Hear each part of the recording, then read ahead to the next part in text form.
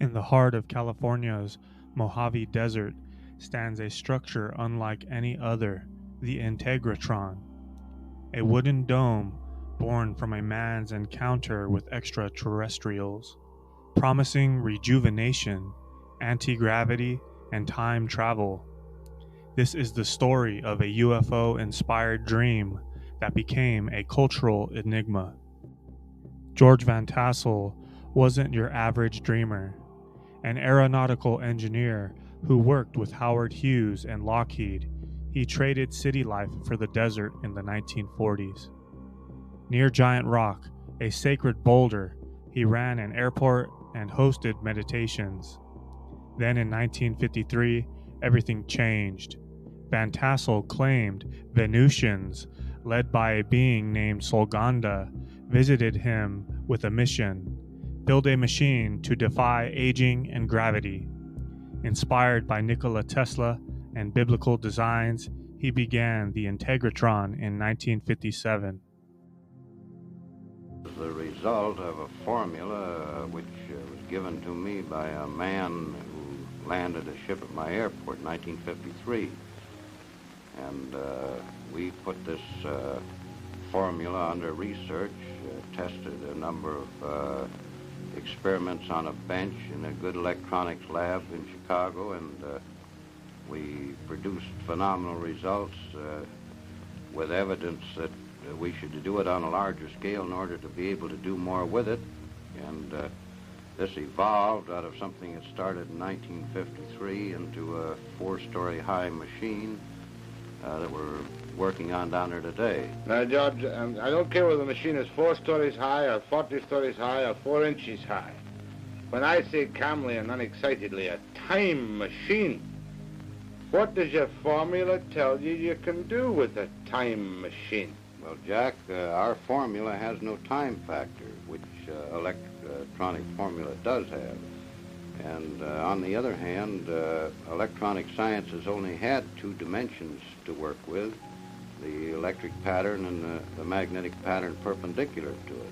And we discovered a 3rd zone, which we call a time zone, and we are working through this zone with an effort to orient the magnetic field to give us other results than our science can obtain at present. George, it's double talk to me. A time machine means to me a little box that I can go into and go back 5,000 years or forward 10,000 years. Is that what your formula tells you you can do? Well, Jack, this isn't a little box. This is a 4-story machine focusing fields that we can orient to produce this zone big enough for a man to get into. It isn't a box. But what happens to the man when he gets into the zone? I'm all agog with curiosity. Jack, we've discovered this zone is subject to thought. Now, since time doesn't record events the way we do on calendars and clocks, you could only record an event by thinking of it. Now, theoretically, we believe we can take a videotape magnetic camera into the time zone and photograph Lincoln's Gettysburg Address or Caesar's armies marching or anything that's ever happened. All right, let me get this straight. In other words, you're telling me, like H.G. Wells imagined 50 years ago, that everything that happened in time is still there to be seen by the recreation electronically of a thought which exists. Jack, you know how you talk into a tape on a tape recorder and play the interruptions back, identical to the play that you made. The Earth's magnetic field is the same way. You can put interruptions into it and play them back out of it. An associate of ours in creating a magnetic coupler with this principle coupled in the Earth's magnetic field and played back TV shows from stations that aren't even in business anymore. You mean that an experiment has been done to bring out of the air television programs which have been and gone? Been and gone. Now, where was this experiment conducted? It was conducted in Santa Monica by an associate of mine. Why hasn't this hit the headlines throughout the world as that's a time machine in action? If I can... Jack, the reason it hasn't hit the world is because, as I understand it now, the Navy Department took him and the research over because He also discovered he could bounce magnetic echoes off the ionosphere and locate submarines under the ocean, regardless of where they were. So Who is this associate of yours? this is a fellow named Charlie Arts. Charlie Arts? Yeah. And is he a free man walking around today? Well, he's free where he is in this super secret research he's conducting. Now, so therefore you tell me soberly in front of this television camera that things, old television programs have been recreated out of nothing. Played back with a picture and the sound just as good as the day they were broadcast. We've done this many times. Why didn't you bring one up with you? Well, this requires quite a piece of apparatus. This magnetic coupler works on around 50,000 volts, and it doesn't have any radio frequency connected with it. And actually, the television set which plays back the picture doesn't even have an antenna connected to it. George, you know as well as I do, and you've been on television 350 times, and I've known you. I met you once 7 years ago, and I kind of like you. But you know what the people out there are saying. They're saying this man's a nut. Well, Jack, you know, when Fulton was running his steamboat up the Hudson River, there were people still standing on the bank saying it couldn't be done. All right, and let me take you further back, though. You have a time machine plan. You have done experiments which show you can bring the past to life. Where did this formula come from? I love that Scotch accent. Jack, the formula came from a ship that landed at my airport in 1953 on August the 24th, which had 4 people aboard it that came from another planet. I'm breathless. Well, you're not only breathless, I was breathless. But I'm cynical, too. Well, that's fine. That's the way to be. In fact, I'm a bigger skeptic than you are of many things. I'm an unbeliever. Convince me that this really happened to you. Well, this thing is very similar to a thing that happened in our biblical records where a Lord presented Moses with a pattern to build a tabernacle. They came out of the sky, they handed him stone tablets, and this phenomena that's taking place today is as old as our history, as our civilization. This isn't anything new that's occurring. It's something that's being continued in another time of crisis when conditions affecting the people of this planet are reaching a point where somebody has to take care of the situation. Now, I don't intend in any way to be disrespectful or blasphemous, but do you feel, and I know you're not an evangelistic type, do you feel that you're some kind of Moses receiving a new word? Well, I don't say that, Jack. I say that what is occurring now has occurred before. There's many records of these ships landing throughout history, clear back into Sanskrit. And there are records in the 1898 Chicago newspapers that covered the front page for 3 days of a big ship setting over Chicago. When you realize we're dealing with a type of man that is almost as far above us in intelligence as we are above the lower animals, there isn't anything phenomenal in this at all. Now, you say casually, because this is your life's work now, ships. You mean flying saucer, don't you? Well, a flying saucer was a name the press put on this thing, and actually what they termed a flying saucer was nothing but a scout ship from the big carriers. But I want to go back to that night in 1953. Tell me, where did this happen for people who haven't heard you talk or seen you yet? It happened on my airport, which I've operated for the last 16 years, at Giant Rock Airport, 17 miles north of Yucca Valley in California, or 40 miles north of Palm Springs. Now, this is a private airport for small aircraft, is it? This is an airport used both by the military and private aircraft. You own this airport, do you? I leased this airport from the United States government. I've operated it for 16 years since I retired from the flight test business in the aviation. Right now. How old are you now, by the way, George? I'm 54, Jack. Got 3 grown daughters married and 11 grandchildren. You don't mind if I ask you the stock question? I know that you've been asked every obnoxious question that can ever have been asked. You've never been treated for any form of emotional upset. I've never had an emotional upset other than women. Except that night in Yucca Flats, not Yucca Flats, at Giant Rock, when this ship appeared. Now, give me the details, George, because I'm never tired of hearing the details of a man who says he has seen creatures from another world. Well, actually, Jack, this was as simple as crossing a street and getting hit by a car. After it's over, you're the victim of the circumstance. And I didn't see the ship land. One of my son-in-laws, that wasn't my son-in-law at that time, saw it come down. Another man on the airport heard it, and he wasn't where he could see it. And the man got off of the ship and approached me before I even knew there was a ship down. Where were you then? What time of day or night was it? It was 2 o'clock in the morning and approximately a full moon, which is like daylight on the desert. Were you walking about outside or what? No, I was sound asleep when he awakened me. This man awakened? Well, something awakened me. So you got up out of your bed? I got out of my bed and went aboard the ship at his request. This man, in what language did he converse with you? He talked to me in the best English equivalent to Ronald Coleman. And he met you there and he said, what did he say, come with me to my ship, or what? No, he said, I asked him what he wanted because we have a lot of people come in who stuck in the sand and broken axles and whatnot.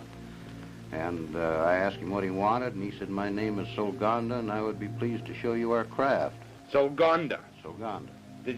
Was the craft visible to you at this time? It was when he stated this, I saw beyond him the ship, which I hadn't seen before. What did you see? A bell-shaped type of anti-gravity ship that they operate as a scout ship out of their big carriers. How big? This was 36 feet in diameter and 19 feet high. And where was it, on the ground? No, it was hovering 10 feet off the ground. And how did you go into this ship? I walked with him to a spot underneath it, and an anti-gravity beam took me up through a hole in the bottom of it. You're telling me at 2 o'clock in the morning in Giant Rock Airport, you walked underneath this hovering ship, and whammo, you went up inside. No, you didn't go whammo. You went just about as slow as a local elevator run. And when you got off the anti-gravity elevator, what did it look like?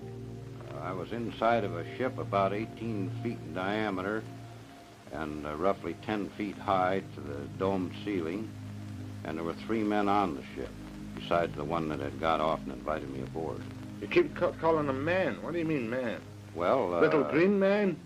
They were about 5'6". They came about to my eyebrows, and they could have walked in our clothes down any of our streets, and we wouldn't have paid any attention to them. And did you bring any proof off that ship? Were you alone in the ship? I was alone with the 3 men until the other fellow came up behind me, and then the 4 of them were aboard. Were there any other earthly eyewitnesses to this? Nothing, only outside of the ship. And these people stayed outside? On the airport. And did you go anywhere in this ship? Not to my knowledge. When I got off, it was the same place it was when I got on. What do you mean, not to your knowledge? Had the door closed when you went in or something? I don't know, because it was below the deck. And did these people tell you where they came from? They didn't say where they came from, but I've been in the air game since 1927, and their instruments were unlike anything I'd ever seen before. Well, don't give me technicalities. What was different? The difference was that we used dial instruments, and they used vertical instruments, like fluorescent tubes with marks on them. What color were these people? The instruments were marked in symbols similar to hieroglyphics. They were not in any language or number system we use on the Earth. What color were these people? They looked like they were white people with a good, healthy tan. Did they give you any indication of how old they were, or what they ate, or where they came from at all? After we got off the ship, the man who invited me aboard, who didn't look a day over 28 years of age, told me that he was over 700 years of age in our time. Oh, come off it, George. That's right. Was this the guy who gave you the formula for the time machine? That's the man. And what form did the formula take? Did he implant it in your mind by telepathy, or did he give you something written in English? He spoke it to me verbally. And you remembered this? There's nothing to it to remember. Will you tell me now? The formula for a time machine. F equals 1 over T. F equals 1 over T. F being frequency and T being time. And this enables me to go back to the time of Caesar's armies conquering Britain. Well, it would enable a mathematician to work this out, yes. And why hasn't this been acclaimed like Einstein's E equals MC squared? Well, why hasn't the fact that the United States government's been flying anti-gravity ships since 1956 been acclaimed? Or the fact that there's a crater on the moon with a base in it since 1954 we've known this? All right, but let's get, first of all, the U.S. Why haven't the FBI clapped you incommunicado for breaking secrets that they want to keep secret in the United States? Well, possibly because they know this information is going to get out eventually anyway, and what I say won't make any difference. Now, that particular night when you had this experience, did you call the police? Did you call the Army, the Navy, the Air Force, the White House? Well, I'm 17 miles from the nearest phone, Jack, and the nearest phone would get me to the sheriff's office, and it'd take them about 40 minutes to get out there. Or wouldn't you have a phone on an airport? No, we have no phone. But you're an operating airport. Well, we're an operating airport, but we're isolated in the middle of the desert, 17 miles from the closest town, and they've never run phones out there. So how do you communicate with people who want to use your airport? They fly in or write and phone to the local town where my daughter lives, and she notifies us when she comes out. Now, you talked about a crater on the moon. Now, I thought all the moon stuff had been debunked and that nobody ever really knows what goes on the moon. What's this? Well, this is the Gassendi crater. This is 55 miles long and oval-shaped. It's in the Mare Humorum Sea, or on the edge of it. Since 35 years ago, they wondered why this particular crater had these lines in it. And with the magnification which you can get with a larger telescope, this is what they found. These lines are tubes laying on the surface of this crater and running under some of the mountain ridges. There are 3 large dome-shaped structures in here. These tubes run clear outside of the crater, and we know they are tubes laying on the surface because the sun is shining from this angle, and this mountain peak causes this shadow. What does it all mean? Does it mean that this is a rocket launching or a flying saucer base on the moon? This has been a base on the moon for perhaps many thousands of years, used by these people in the spaceships to resupply their ships or whatever is required. Not even Life magazine has accepted this as genuine, though, has it? Well, the Palomar Observatory people that took the picture won't even comment on it, so... There must be a great conspiracy of silence to keep George Van Tassel's secret of the universe away from the people. No, it isn't to keep anything I know away from the people. It's to keep many things away from the people. Let's talk about this picture. This is the time machine. This is a picture of the machine we're building down there. This structure is actually up. We're working now on the parts on the equipment that operate it. This rim around here has armatures 57 feet in diameter, which would be better than 4 times bigger than the biggest armatures ever made before. But is that the place where you did the experiments? By the way, how old were these television programs you pulled back out of time and space? Well, the oldest one was 6 years back because television was 6 years old when this was done. And what program was it? Do you remember? I don't remember what program, but I know that on checking up on some of the stations that Art found that the station no longer existed. It was out of business. Let's get down to some more basics now. Are you making a lucrative living out of traveling around the world, evangelizing for flying, around the continent, evangelizing for flying saucers? No, Jack, I'm on a vacation to rest my wife because she's been 2 years in a 40-seat restaurant without a rest, more than anything else, and I enjoy these particular things as a sideline. I make my living on the airport, and this research is something that I've got more money into than anybody else and more contribution to it. 5 years of intensive research without any pay. We donated 10 acres of land with a well worth $23,000, and we formed this corporation for the purpose of building up and investigating this basic material. All right, now how long is it going to take you to get your time machine in operation? Well, I mean, it all sounds so crazy. You must admit, I believe there are some odd things, George, but I find it hard to credit because I wasn't there myself, your own experiences. Well, it took them around 8 years to grind the mirror for the 200-inch telescope, and the first cyclotron was something like 11 years in the progress of building. But that cost millions, George. You haven't got millions, billions it cost. No, we don't have the overhead, the drafts from the engineers and people sitting around a payroll. All of our effort on this is voluntary by many people in technical fields that contribute their effort to the project. They all believe in flying saucers? They all believe in flying saucers. You obviously believe totally in flying saucers. Yeah. Because of that one. Does your wife believe in flying saucers? Well, I don't know very many people that don't. It's as obvious as believing in heaven or afterlife or anything else. You have certain things you believe in. in life. You believe there's air we breathe, yet you don't see it. We fly airplanes on it.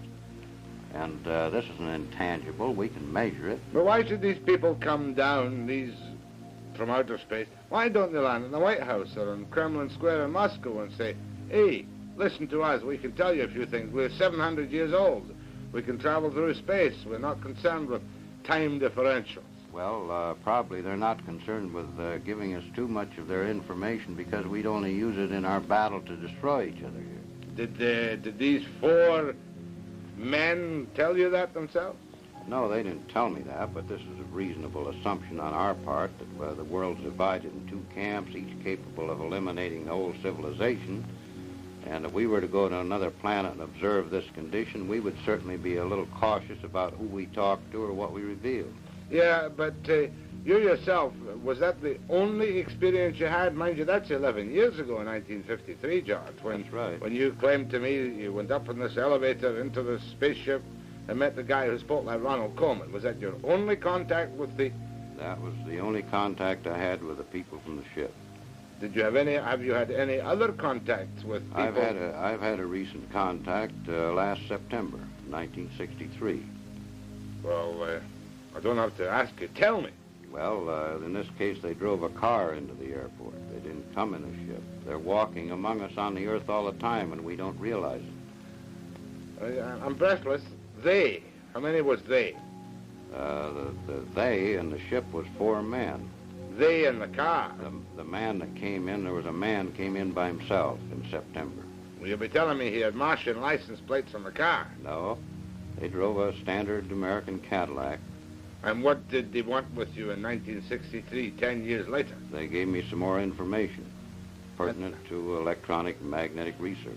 But how did you know they were from some mysterious place in outer space? You don't know unless they want you to know, and then they'll demonstrate some thing that they can do that we can't do, that's humanly impossible for us to do. What did they demonstrate to you which convinced you, an apparently sober, sensible, balanced person who nevertheless believes in flying saucers, that convinced you they were unearthly people?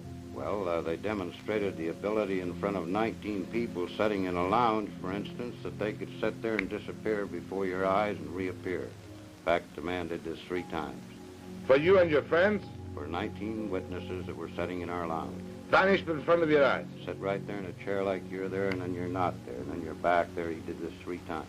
The previous foregoing interview with George Van Tassel of Giant Rock Airport, California, was not, I must stress, presented to you as a scientific examination of George's claims. So many holes in George's claims, even to the layman like myself, that one is bound to be, how shall I put it, a trifle cynical. For instance, why didn't George keep one of the men with him to produce as living proof? And then we could have checked medically his heart and lungs and everything else about him to try and substantiate the claim that he is 700 Earth years of age. And why didn't he at least tell George where they came from? Or why didn't he at least present George with some physical, concrete proof so that people wouldn't regard him with suspicion and skepticism as someone who was perhaps just a little bit, you know, overly easily convinced perhaps by some form of hallucination? But he did tell us one thing, how to recognize visitors from outer space. If they ever come to you and you're sitting in a room and they snap their fingers 3 times and disappear,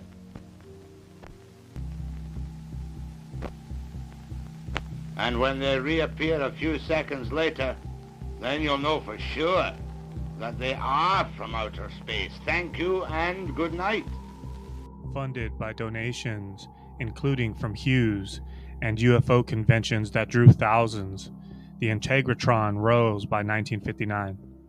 Van Tassel called it an electrostatic generator, tapping a desert vortex to recharge human cells like a cosmic battery.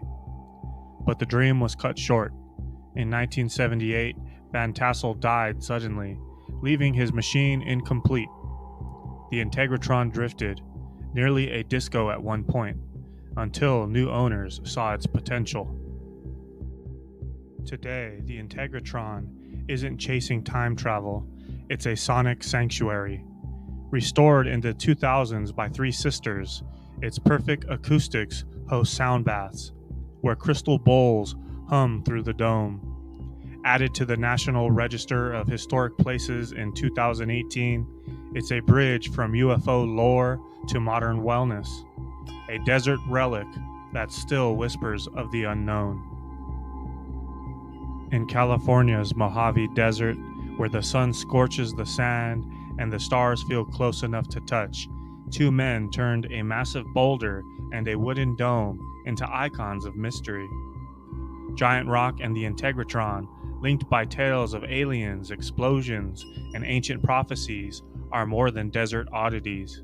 They're a story of obsession, belief, and the search for something beyond. Let's start with a man named Frank Critzer, whose life beneath Giant Rock set the stage for a cosmic legacy. Frank Critzer wasn't your typical desert dweller. A German-American prospector with a knack for tinkering, he arrived in the Mojave in the 1930s, drawn to Giant Rock, a 7-story granite boulder, the largest freestanding rock in the world at the time. Critzer saw it as more than a landmark. Using dynamite and a chisel, he carved out a 400-square-foot home beneath it, 2 rooms with a stairwell, air shafts, and cemented windows. The rock's mass kept it cool in the summer and warm in the winter, a perfect hideout for a man who liked his solitude. He dragged a stone-weighted iron behind his old Essex car to build a 1,600-foot airstrip nearby, dreaming of a winter resort. But Critzer was eccentric, some say paranoid. He set up a radio antenna atop the rock, claiming he could recharge flashlight batteries under his pillow from his own electricity. Locals called him crazy, but he waved a shotgun at anyone who got too close. Then came 1942. World War II fueled rumors that he was a German spy. On July 1st, 3 deputies arrived to question him about his draft status. What happened next is murky. Some say a tear gas canister sparked his dynamite stash. Others say he detonated it himself to avoid capture. The blast killed him instantly, leaving his cave in ruins. Critzer's death was the end of one chapter and the beginning of another. Enter George Van Tassel, an Ohio-born aviator who'd met Critzer in 1930 at his uncle's garage in Santa Monica. After Critzer's death, Van Tassel, a former test pilot for Howard Hughes, felt the pull of Giant Rock. In 1947, he moved his wife Eva and 3 daughters there, leasing 2,600 acres from the Bureau of Land Management. They lived simply at first, sleeping outside and storing gear in Critzer's gutted cave, but Van Tassel had bigger plans. By 1952, he began hosting Friday night meditations in the rock's underground chamber, channeling what he called thought transference. He claimed telepathic messages from Venusians started January 6, 1952, beings like Letbun warning of Earth's doom and preaching peace. Then on August 24, 1953, he said a ship landed. A Venusian named Solganda woke him, levitated him aboard, and shared a formula for cellular rejuvenation. These sessions weren't quiet affairs. 25 to 45 people joined weekly, drawn by Giant Rock's rumored energy. Van Tassel's visions fueled his next move, the Integratron, begun in 1954. To fund it, he launched the Giant Rock Interplanetary Spacecraft Conventions in 1953. These weren't small gatherings. By 1959, 11,000 people flocked to hear UFO contactees like George Adamski and Orfeo Angelucci swap stories and watch stunt planes. For nearly 20 years, until 1971, these desert festivals mixed music, lectures, and starry-eyed hope, raising cash for his dream. While chasing aliens, Van Tassel ran a practical operation. He revived Critzer's airstrip, naming it Giant Rock Airport, and expanded it for convention guests and pilot pals like Howard Hughes, who reportedly loved Eva's spiced apple pies. From 1947 to 1975, the dirt runway buzzed with small planes, sometimes one a day in Critzer's time, far more during conventions. Nearby, the family built the Come On In Cafe, a modest shack serving Eva's hamburgers and pies to locals and seekers. They lived in tents until 1960, with no electricity, just desert grit and determination. The cafe's UFO-themed sign nodded to Van Tassel's obsession, drawing curious travelers off the dirt roads Critzer had carved. This wasn't just a spiritual hub, it was a working outpost, blending the mundane with the cosmic. Van Tassel juggled airport maintenance, cafe management, and meditations, all while pouring donations into the Integratron, a 38-foot wooden dome 3 miles south of the rock. Why here, you might ask? Van Tassel believed Giant Rock and the Integratron sat on a geomagnetic hotspot, an intersection of Earth's energetic grid lines. He wasn't alone. Magnetometers today show a spike in the magnetic field at the Integratron's center, amplified by its nail-free wooden dome. Van Tassel said this vortex, combined with his electrostatic dierod design, could harness 50,000 volts of static energy to recharge cells. Think Tesla coils meets desert mysticism. He drew from Nikola Tesla's work and Georges Lakhovsky's theories about bodies as electrical conductors, aiming to make the Integratron a time machine against aging. The site's pull wasn't new. Native Americans had long revered Giant Rock for its piezoelectric quartz, believed to channel otherworldly voices.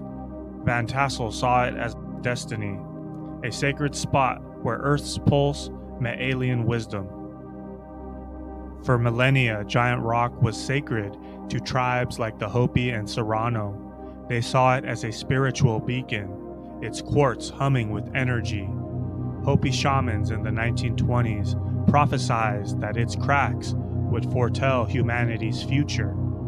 Split down the middle meant extinction, and a side break offered hope. On February 23, 2000, a huge chunk broke off the side. No witnesses, no clear cause, though some blame bonfires or a quake. Days earlier, healer Sri Nath Devi led a dance ceremony there, lasting till 3:30 a.m. She called it a sign. Mother Earth opened her arms, cracking her heart for the world to see.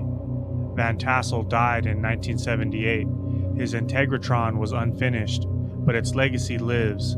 Listed on the National Register in 2018, now a sound bath haven run by 3 sisters. Giant Rock, graffitied and weathered, stands as a fractured monument to prophecy and possibility. From Critzer's dynamite to Van Tassel's Venusians, Giant Rock and the Integratron weave a tale of desert dreamers. Were they tapping into something real? Energy, aliens, prophecy, or just chasing shadows? Visit Landers and listen for yourself. The hum's still there if you're willing to hear it. I've been to the Integratron twice now, each time eager to dive deeper into its lore and soak in the healing power of the sound baths. Last weekend, I had the chance to bring my brother along, an experience that meant a lot to me. Sharing one of my spiritual modalities with him felt like a small but meaningful way to bridge our journeys. I hope to continue sharing the knowledge that I've gained with more friends and family, those who are open to receiving it, because there are beautiful opportunities for growth, healing, and transformation out there if you're willing to explore beyond the familiar.